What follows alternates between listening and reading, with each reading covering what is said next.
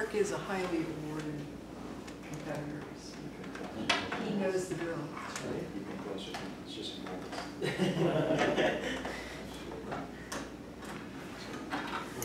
Palliate. I would just, as soon as she's done, I would probably just head out and start.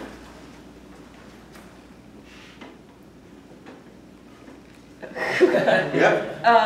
Joe, should I just read the definition and then? Go ahead. Yeah. Short on time. Okay, so the word is palliate. It's a pronunciation. It's a verb, and it means to ease symptoms without curing the underlying disease, to moderate the intensity of, to cover by excuses and apologies, to reduce the violence of a disease. So it's like to reduce something, not necessarily to cure it. They have some lengthy examples here. One example is, he had an ability to describe and champion technological innovation and global integration and a rhetoric that palliated fears of change. That's how it's, I guess, was used in a real life situation. But yeah, it's a word, and I'll write down a definition.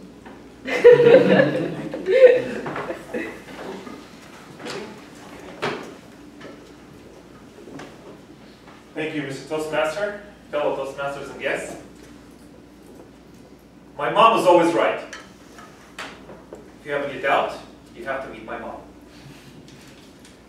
When I was 8 years old, she told me, Mark, if you tell a man 100 times that he's a coward, he will become one. I said, well, that doesn't make any sense. I didn't believe her. It took me 30 more years to realize the value and the power of her words. Words are powerful. I believe words create our reality. Would you believe that as well?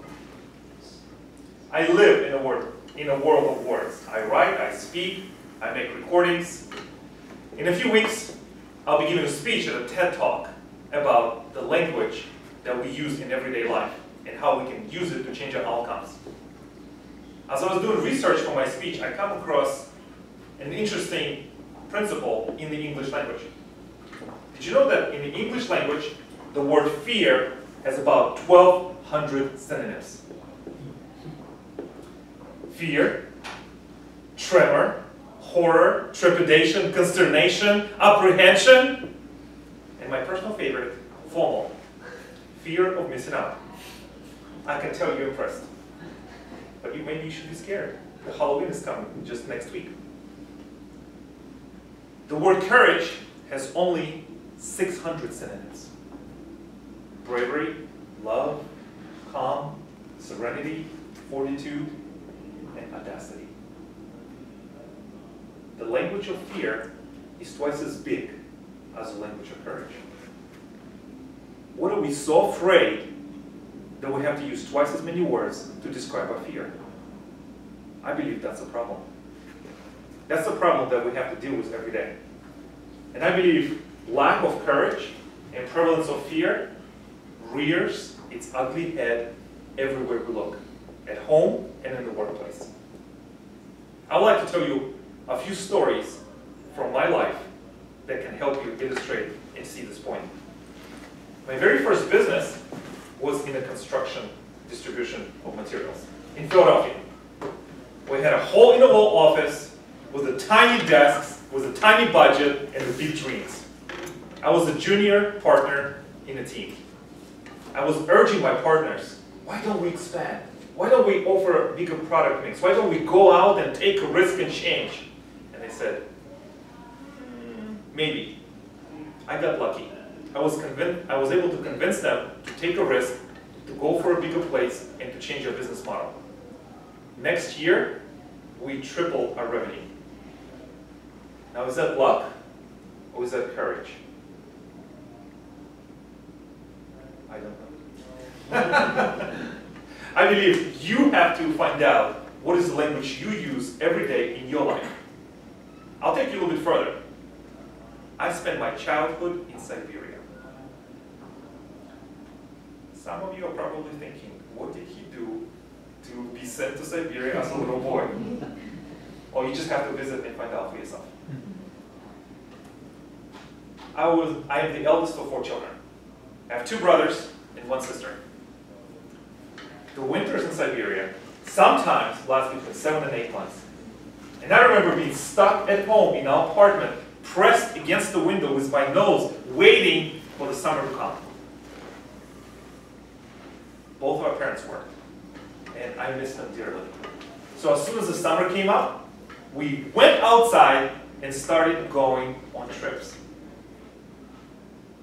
And I said, gang, my two brothers and a sister, today we're going to go see our parents.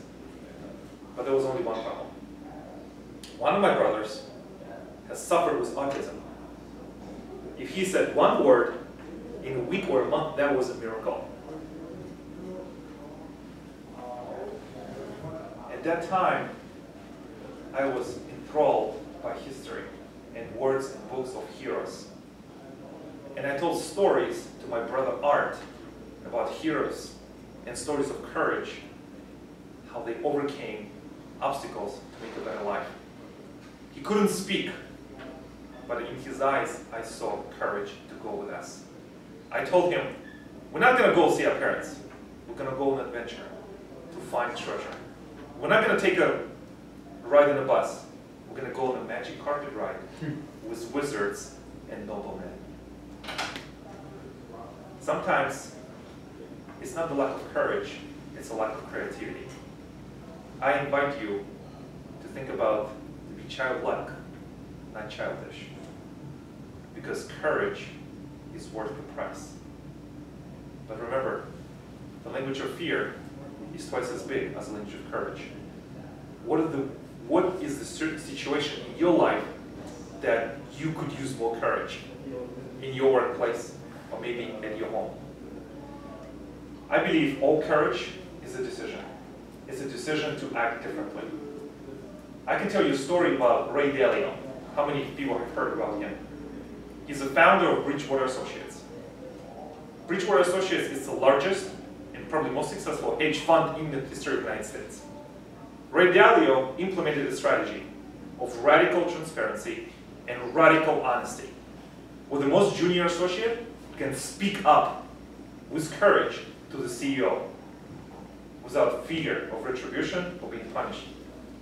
That takes courage. That's courage with conviction. Those two words Steve Jobs used in 2010 at a DA conference. Are those just words? I believe courage is a decision. After I came to the United States, started my business, achieved my level of American success, I experienced my personal hurricane of fear. My home, my business, I got real scared. I remember sitting on a couch at my friend's home, homeless. Fear became real. Luckily, I was able to break out. Because of my construction background, I volunteered and traveled across the country to Washington State in Bellingham to participate in a short-term program so I can build houses for the families who could not afford to buy one. For the duration of my assignment, I was assigned a host family. They took me in. They had 5 children. Crammed in a 2-bedroom apartment with me in it. They opened up their home. They took me on birthdays, celebrations, barbecues, trips around town. And one day, I remember we went to the top of the Cascade Mountains. At night, Pacific Ocean was to my left. Canadian Rockies were just out there in the distance. Sitting around the fire, I looked to the mother of the host family and I asked, why did you take a risk of taking a stranger into your home? You don't know who I am, and you probably never see me again. She looked at me and said, sometimes you have to lose everything to find out who you really are. And sometimes we lack courage. But it starts with a decision. And that's what we took from you. That's when I realized it hit me like a Calvin brakes. Courage is a decision. You can decide to be courageous. You can decide to change your language.